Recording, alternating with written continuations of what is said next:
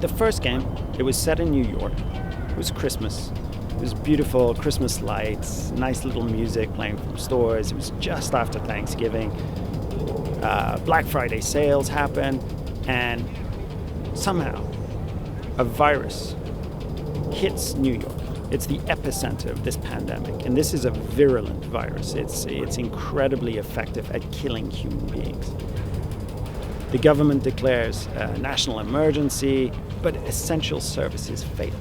So you have a New York that is completely transformed, that is absolutely unprepared for a disaster on this scale. Quarantine efforts are set up, but do those work? If we're standing in Washington, D.C., no, they don't. Because 7 months later, we find the second game, which is showing a completely transformed United States and the capital of the United States. It's summer, it's hot, the city's flooded because no essential services, so no stopping the levees and the tidal basin overflowing. All of those things are happening, and all of this because of a virus on a banknote in Thanksgiving in New York.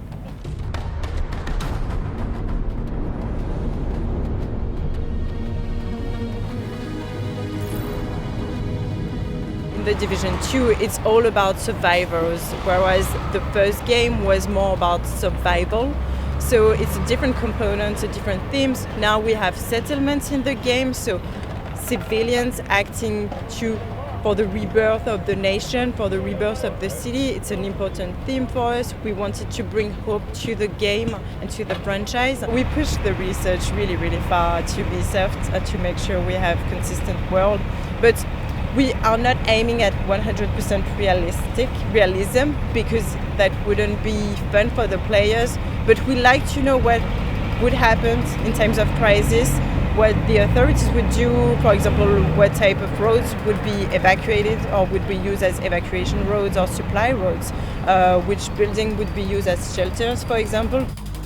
Transforming the city and transforming the cities in New York and in Washington, that's my favorite part of the game. I mean, it's taking locations that have a purpose, that have an architecture, that have a function, seeing what they would be used for in moments of crisis, and then constructing a natural history of how that would have been transformed in the 7 months after the collapse, with chaos going on outside. So, doing that for the Air and Space Museum, doing that for the Capital One Arena, all of these locations that we're going to be using in the game, that is absolutely my favorite thing about working on this game.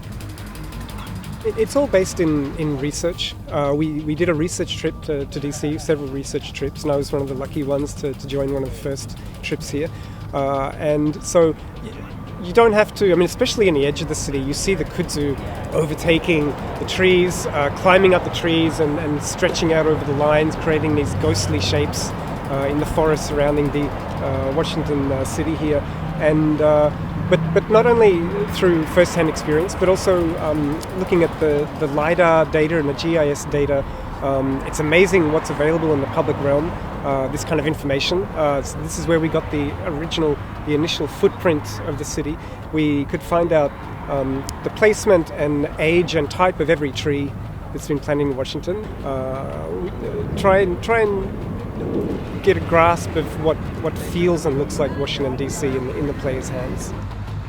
We wanted to have for each neighborhood a specific ambience, a specific atmosphere, and a specific story. We built on layers, basically. So the topography of the city was super interesting for us, because all of these different elements allow us to have different stories to tell with the props and the storytelling with the environment. In Washington, D.C., the cinematic history it easily goes into something a bit too fantastical for us, Independence Day and all that kind of thing. But it's still, in the end, it's about working with the symbols of DC and the symbols of the American nation. For WTOP, I'm Whitaker. And I'm Whitaker.